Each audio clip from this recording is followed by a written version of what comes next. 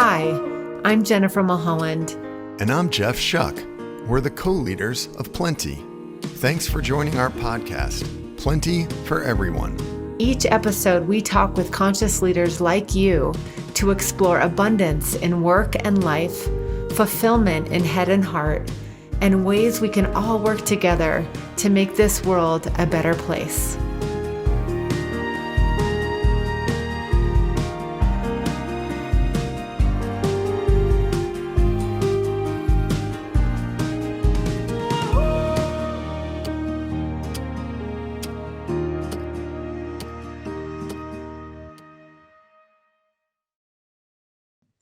Hi, everybody, and welcome to Plenty for Everyone. My name is Jennifer Mulholland, and as always, I am joined by my co-leader and partner, Jeff Shuck. Hi, everybody. We are thrilled to welcome one of our dear friends, our Lantern graduate and client, Jon Cass, head of peer-to-peer fundraising from World Wildlife Fund, one of our beloved clients. Thank you so much for joining us today, Jon. Oh, thanks so much for having me. Really appreciate it. Well, we have to start with where you are living, and we hear that you're actually amongst a short, distant move. What's it like in DC right now, living and being in the heart of a lot of commentary, change, polarization? Tell us who you are and how's it living in DC? Yeah, I mean, DC is, ever an interesting place. These are very, I think we're all tired of the phrase uncertain times, but I don't know really how else to describe it.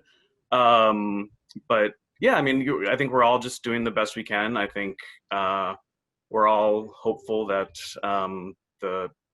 we'll see some positive changes with the pandemic, but yeah, I mean, it's definitely been a challenging year, to say the least. You're being so polite. You're being so political coming from DC. Yeah, who would have thought someone in DC being political? It's amazing. I've never heard of it. So just to orient people and maybe to set you up to share a little bit with people about your last 6 months, we met Jon 3 or 4 years ago when World Wildlife Fund hired Plenty to help them develop a new fundraising program. And we probably spent about 6 or 9 months looking at different activities, looking at different opportunities, trying to match things to the mission. And what we came up with is called Panda Paddle, which is a stand-up paddling event. And it was incredibly fun to help launch, and incredibly rewarding to see grow.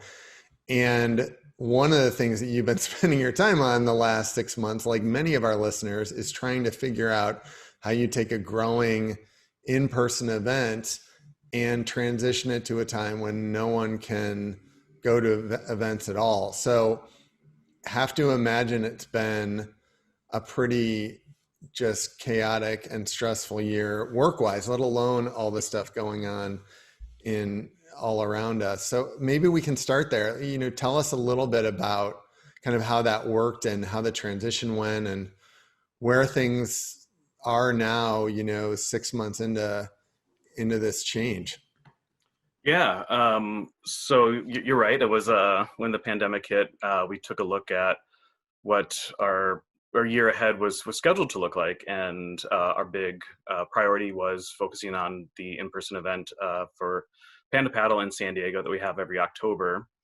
Particularly in those early days, we didn't really know what October would hold, and we were is really trying to balance out: how do we move forward with this? Is it better to kind of pivot now early on and be as flexible as possible, or is that just me in my own head being too pessimistic about like what's going to happen? And there was a lot of internal debate for me of just trying to figure out, how much of it is my own personal reaction to what's going on and fears versus what the reality is. And really just tried to pay attention to kind of what the science was saying. WF's a science-based organization, and as probably after like the first month, we started to take a closer look at what the risks were if we were to proceed with doing an event in October. And there was no single thing that kind of said, okay, you have to cancel the event now. But the volume of risks that we identified, it was just, it just hit a point of like, we could spend a lot of time and effort moving forward and trying to make this happen, or we can just pivot now and switch it over to virtual. And it just became the decision we decided to go with. And as soon as we made that, it kind of lifted a lot of the anxiety, because then we actually had to focus in a direction that we were able to go at. But then the other factor is not only Panda Paddle, we part of our peer-to-peer program, we work with other large races like the New York City Marathon, the Chicago Marathon, and those are also events that at early on in the stage we didn't know if those were happening, and a portion of our revenue come for those events.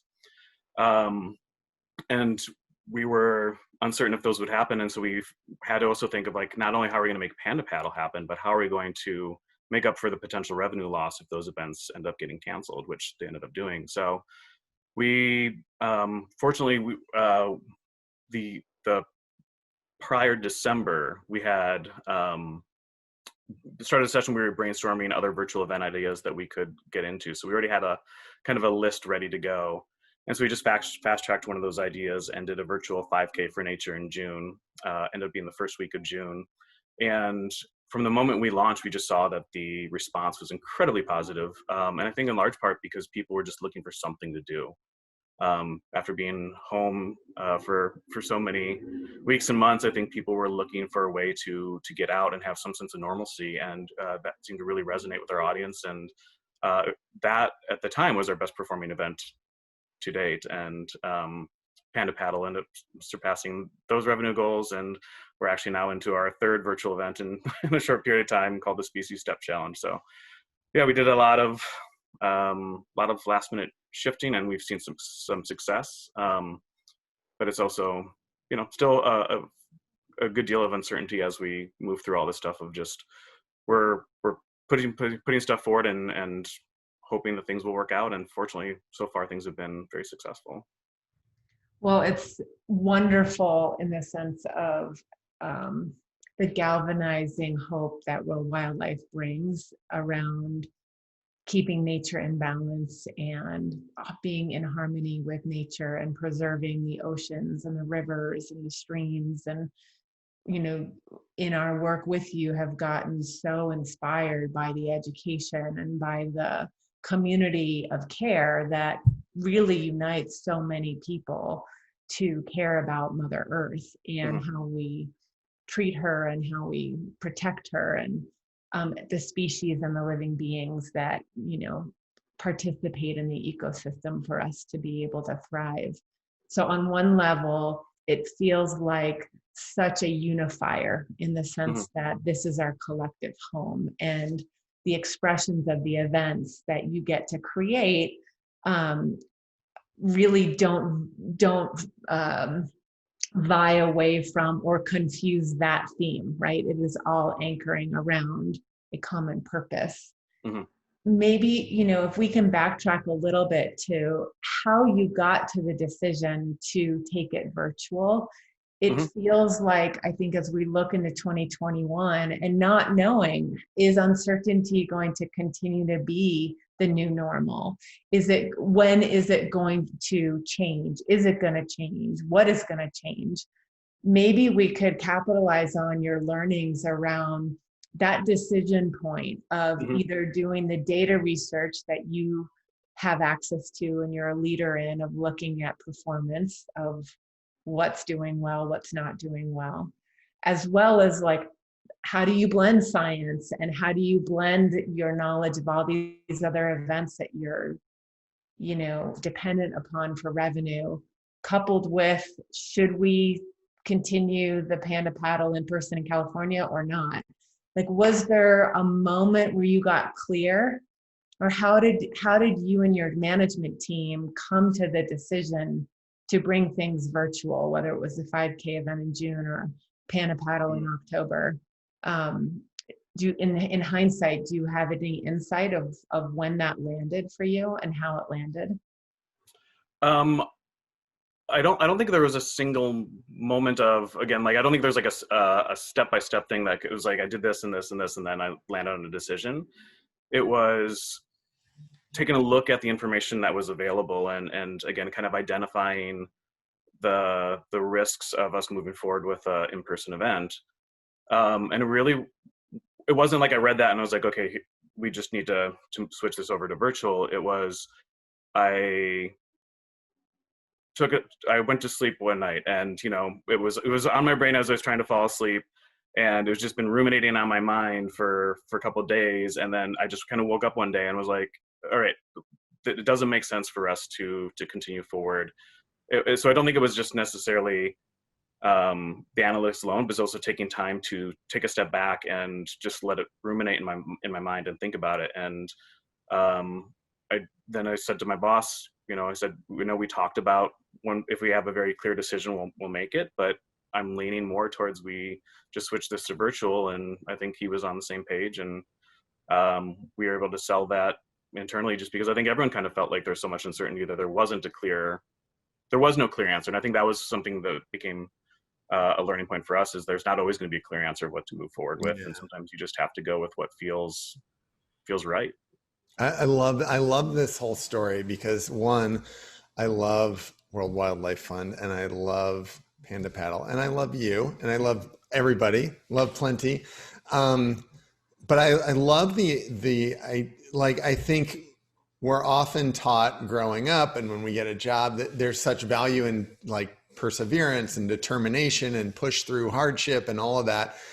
And of course there is, but there's also value in kind of seeing when you're hitting resistance and saying, wait, that might be the clue not to keep like pushing forward. It might be the clue to like turn and go a different direction. And as you're talking, I'm thinking about a couple of years ago when we were launching the first event, and it wasn't originally supposed to even be in San Diego. It was going to be in a different city entirely. We had a partner lined up who was excited for us to come. We actually did a couple site visits, and we were pretty far down that route. And then it's like, oh, we can't find a site. We can't find a place to do it. The site we wanted caved in, the backup caved in.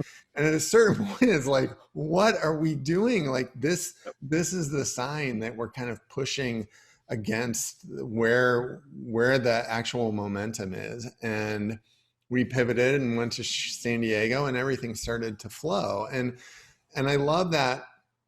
So I love that awareness of like just waking up and saying, well, maybe this, not everything is supposed to be hard, and not everything good comes from striving and working hard. Sometimes good things come from reflecting and saying, maybe there's a smarter way. And the other thing I just comment on, and Jen, I'd love your take on this.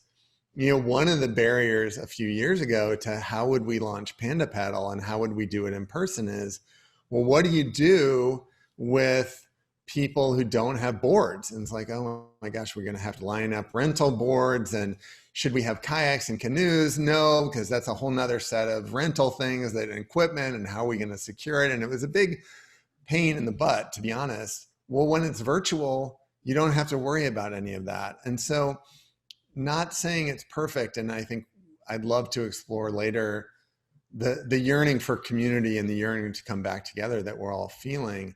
But I love what you've done, and I love how, just following where the flow is has opened up not just growth, but a lot of things that weren't possible. And you had a canoe leg, you had a kayak leg, you were able to do things by being responsive that we weren't able to do when we were doing things in person. So it's just a really cool set of metaphors, I think, with going with the current, Jen, which is a topic that we've talked about, all summer and fall. Yeah, I mean, really, the Jon, I think this. I took a river trip, and did my own stand-up paddle through the rapids a little bit, and it just, the metaphor that Jeff and I talked about on a few podcasts ago was just, riding the current and following flow. And it actually is a plenty value of when we can see the obstacles or the boulders in the way that are creating the white water, where does nature take us? And nature takes us typically, it doesn't mean that like a plant coming up through the soil, that's easy. There's work and effort. But when we can step back and allow the thoughts or the meanderings of should I, shouldn't I, what's the right choice, what's the wrong choice. And not to say that that is the right polarity we set up in our minds, but it's how our minds work often, right? This or that, light or dark, right or left. That when we allow it to kind of be marinating in the soup of the and instead of or, it could be both. Oftentimes, like what happens is we go to sleep and we wake up with clarity. Yep. And I think as leaders, we really underestimate that power of insight, that somehow we're taught that the data has to tell us the right decision. Mm. And the data is an input, just like everything else. It's one piece of the puzzle. But there are other conversations, there are other team members that have an input. There's other scenarios of, you know, location or cost or equipment or whatever the pieces of the puzzle get, you know, put together in our brains. And I love to just point out that what you talked about is going to sleep one night and waking up that you knew you're leaning, and then you had the courage to voice that, and your boss had the same leaning, and that's what we call alignment.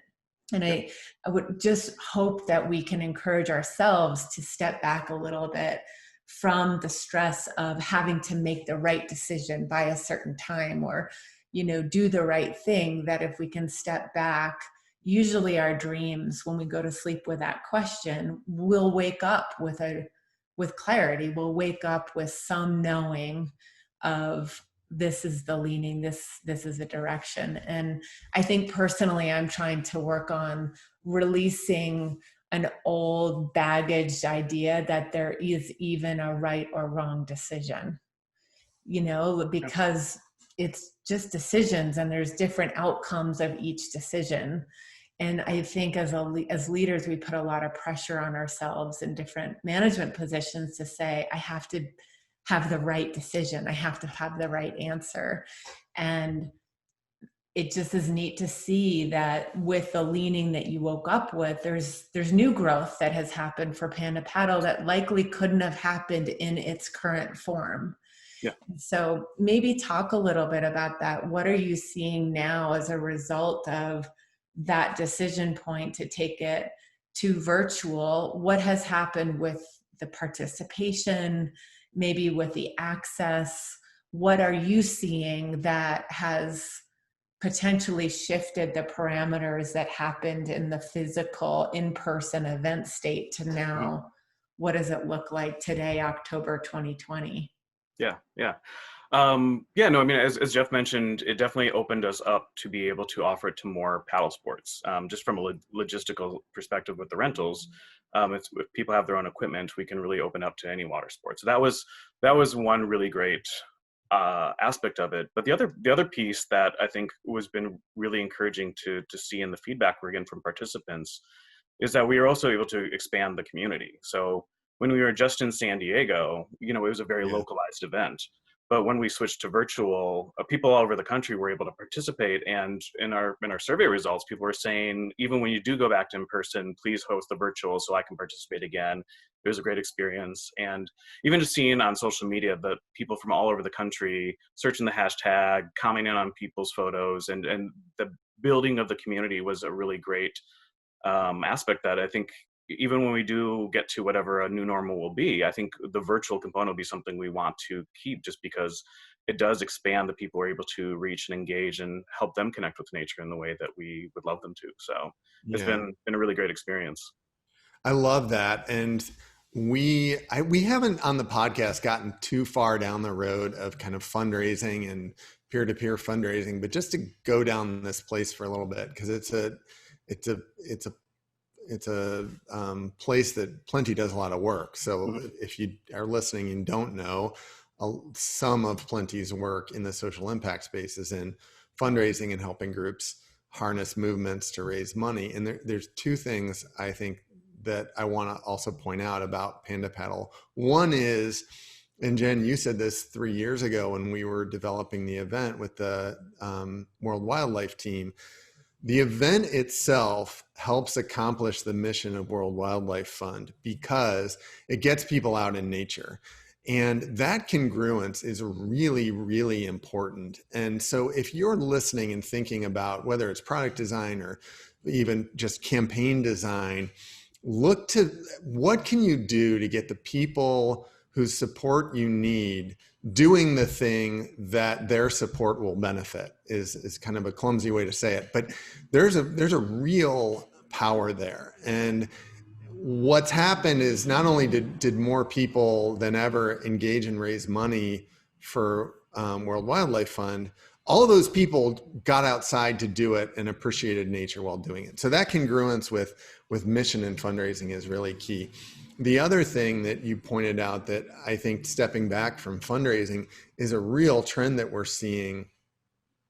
People are yearning for community, but the ways they experience community have changed. And I think that that is going to outlive the pandemic, that there's new ways that it's not to say that in-person community has been replaced, because again, I think people crave that more than ever, but people have found interesting ways to create community virtually, and the marketplace is leading us there, whether it's innovations through Zoom and Teams that have gotten vastly better through the last 6 months, but also, Jen, one of your favorites, Peloton, which has done a huge amount to introduce people to, wow, there's a real way to do community online without making me feel like a number. So I just want to point out two of the things that I hear underpinning your commentary, Jon. And I think anybody who's interested in engaging people into next year would do well to think about the trend of congruence and to think about how real community is happening online, because there's a lot of cool things happening in that space, well beyond like Facebook groups and some of the things we were doing, pre-pandemic. Yeah, absolutely. And just touching back to your point on connecting people with nature, I think with when the pandemic first hit, on our very first virtual event that we kind of fast tracked, the virtual 5K, part of our intention with that was not only just to connect people with nature, but from a mission standpoint to help them be better at their fundraising. But it was just something that as staff, we felt we needed. Like, we knew things were nuts in the world, and it was just very difficult sometimes to have your day to day. And we knew the calming power of nature. We knew how, when we got outside and connected with, just got some fresh air and was able to enjoy the flowers that were blooming, how much that helped our own well-being. And so part of that was also like, we want to be able to give this to our supporters because we know how important it is. And at a time when everything feels so topsy-turvy and uncertain, that was something that was very important for us as staff. And we hope that we could build that into the event and help people be able to experience that themselves. Yeah, and that approach creates buy-in, too. I mean, I think that's something that we often see between the incongruent and the congruent organizations that are walking their values and practicing them in the architecture of the event, rather than at arm's distance, here's what it is, but we're not doing it ourselves. Mm-hmm. And, that was a big thing around the discussion that we had at Panda Paddle. And certainly as you've seen that with your staff through its evolution, is how can the event, cultivate mental, physical, emotional, spiritual connection, if that is, what your culture needs, in a way to benefit the community in the same regard. Because, Plenty's Ripple, our brand, is we always start at the center and really try and help organizations look from that inner core of, what do we need? What would we like to do? If we didn't want to participate in this event, why would our community want to do it? And so love that, reorientation back. And in fact, years ago, up on our wall here at Heart Space is one of our favorite pictures with you and your team, where we all got on the life jackets on the Potomac and went paddleboarding together. And, it was such a highlight collectively for the Plenty team, for World Wildlife Fund, for our, the whole planning team of all the people that were there to connect in the activity we were doing. We all benefited that way. And so I think we often lose sight of, when we're trying to innovate and create a new product or new campaign or peer-to-peer fundraising event, we often don't credit how important it is to engage the internal team members first. What excites us? What are we passionate about doing? Why do we care? And what's the form of that care that could create the ripple out to the community? Because I think regardless of the form, whether it's digital, whether it's virtual, whether it's in person, whether it's a large crowd or an intimate event, we're seeking connection. The connection can come in so many different forms. And so finding that key to unlock the connection of our culture, for our communities, for our fundraising, is really kind of the heart of where our efforts probably need to point in the years to come, for sure. Yeah, absolutely. What has been one of your greatest challenges now in looking at the benefit and the challenge of where you are, with the Paddle being virtual and other ideas of other virtual events coming on board? And, World Wildlife Fund has so many wonderful programs. So Paddle is one of many different campaigns. What challenges are you seeing as you look into 2021 and you're planning for growth, that maybe you could speak to? And honestly, as a leader, how are you personally dealing with potentially the weight of those challenges? Yeah.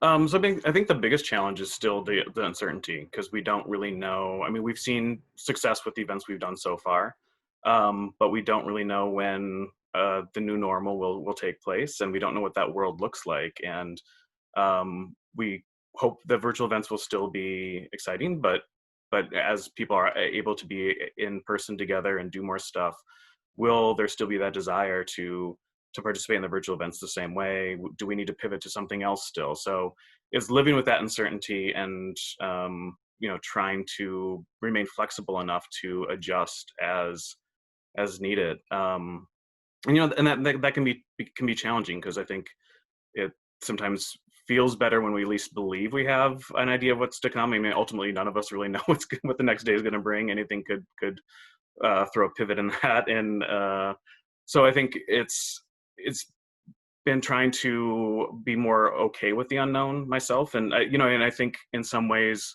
both of like my father a couple of years ago had a lung disorder that for quite a while it looked like I was going to lose him. And I think the fact that he survived what at one point looked like it would definitely be that he would definitely die.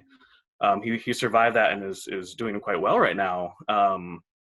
That helped me get a bit different perspective of, like, even though you think you might know how something's going to play out, you don't know, and just try to be flexible and know that the uncertain doesn't necessarily mean it's going to be a bad thing, even if it feels it's going to be really bad. And that is how, as a leader, I've been trying to approach this year, because there's been a lot of things that have been very difficult in this year, and it can sometimes feel like the writing is on the wall of what the outcome is going to be.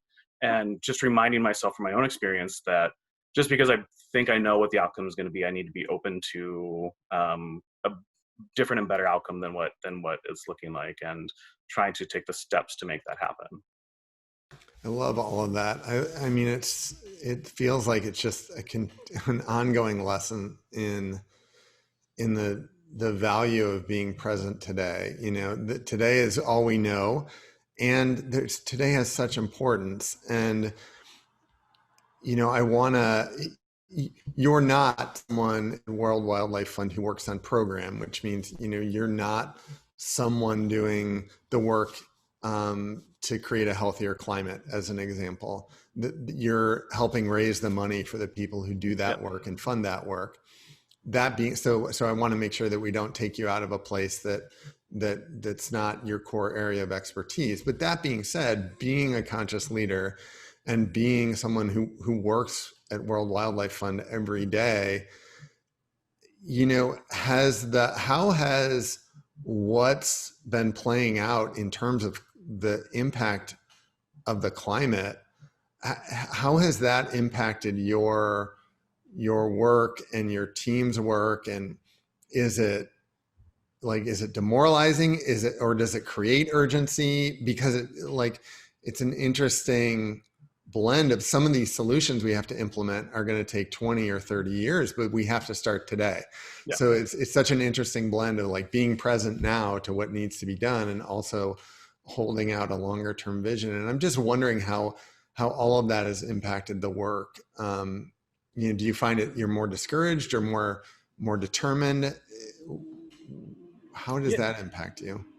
Yeah, I think the discouraged just depends on the day. I think there are certain days that you see reports that come out, and it's very disheartening, and it can be hard to be motivated. But what I'm encouraged by are the experts that I work with. So you're right. I'm not a climate scientist so I don't really know the severity to the degree that they do that we're facing. But it is urgent, and I think that helps drive our team forward when we have difficult moments of that. Again, there's been times in this past year on a personal level, things may be going on in life that it may be harder to focus on work, but the urgency behind what we're doing really is a driving factor for me, and I know for a lot of my teammates as well. So that certainly has been important. And I think one thing that gives me encouragement, I think when we first started working together, we discussed how in the peer-to-peer space for like healthcare issues, when someone is doing a fundraising campaign, it's often very personal. And so, for example, if I was to fundraise for my dad's lung transplant, it's a very personal thing. People are inspired to give because they know me, they know my dad, they want to make a difference. When you're fundraising for the planet, we discuss how it's personal for all of us. Every single one of us is affected by what happens in nature, but it's not necessarily something that always feels quite as personal or it feels too big. And I think with what's happening in the world lately, and when we saw like the Australian wildfires, we just saw a huge spike in donations because it became so personal so quick for people, and people wanted to donate. So from a fundraising side, that challenge we had when we first started working together of how do we make people feel personal, as more and more stuff is happening in the climate, it is feeling more personal. And I think it's been encouraging and motivating to see that momentum that people really do want to get involved in increasing ways. It's unfortunate the reason they have to be more involved, but it is encouraging to see they're stepping up. Yeah. Well, and it's lighting, this is a terrible analogy, but it's lighting the match, right? Yeah. For people to start to pay more attention in a more compassionate, personal way. I think, even the fires in California that, Yep. Impacted Panda Paddle. I mean, Yep. that was a huge influencer and still is. Yep.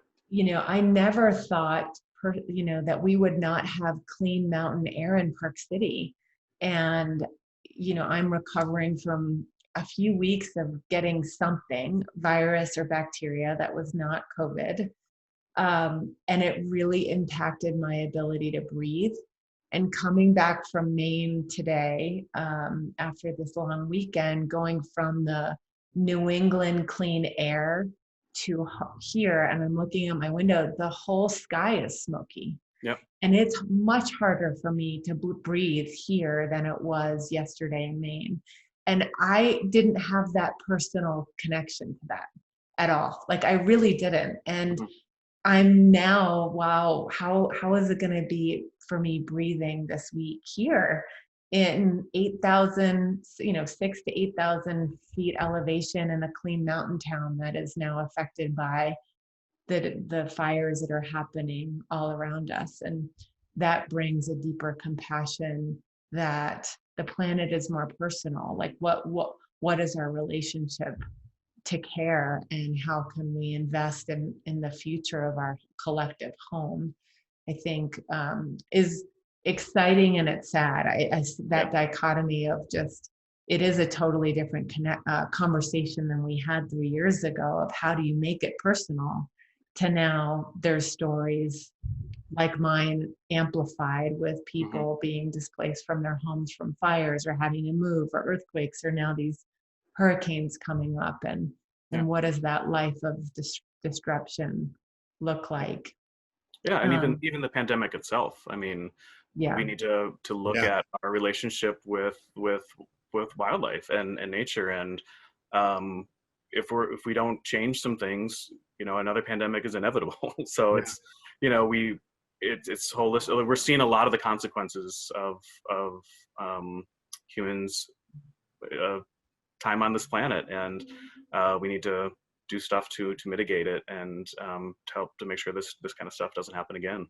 Yeah. And how interconnected things are. We wrote last week on the blog about a study that Harvard has been doing about how air pollution dramatically increased morbidity from COVID. So there's another way that the environment, you mentioned our relationship with wildlife, our relationship with pollution, or the fact that we're causing pollution seems to directly impact whether people die of it. So, we're kind of all living in one aquarium, and Yeah.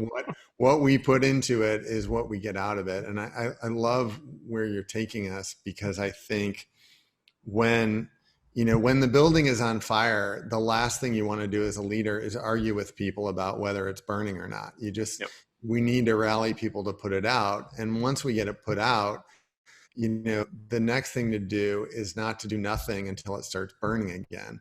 And, we all have to find a way forward with this, and we all have to find our own involvement in it. And Jon, I love what your involvement has been. And I love what you've shared with us today about how you've responded and reacted and pivoted. And pivoted, by the way, is one of our other least favorite words of the year, almost overused word of the year. Yep. Yeah. Yeah.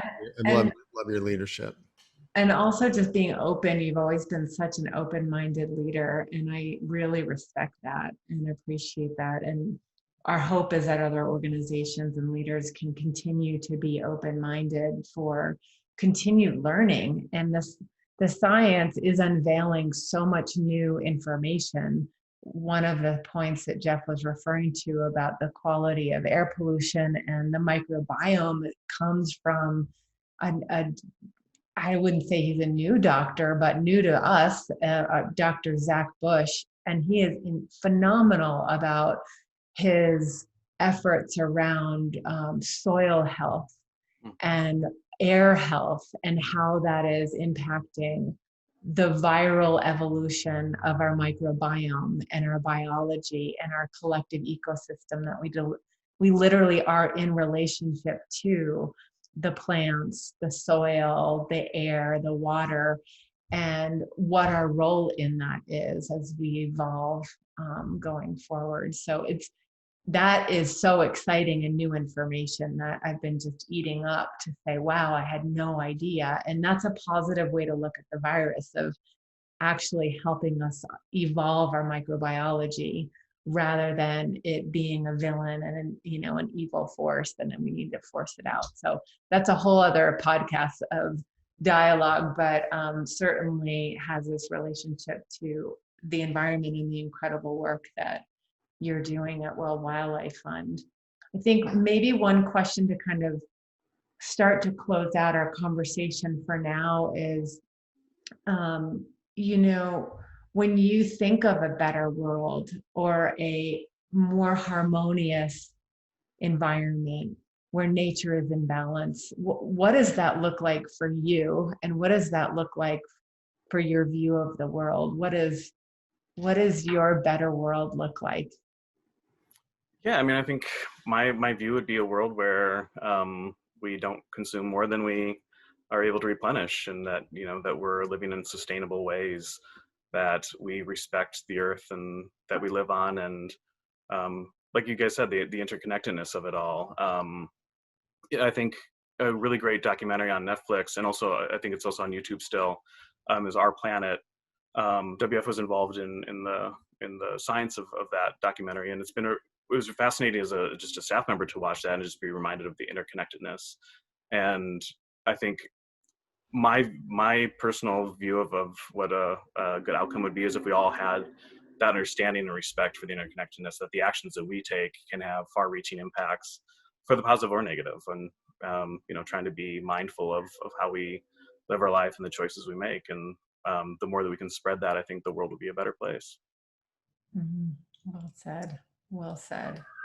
Lovely. And as you're talking, there's some alarm going on outside, and it's like perfectly timed. Like, wake up, people. We need your help. Exactly. We need your help.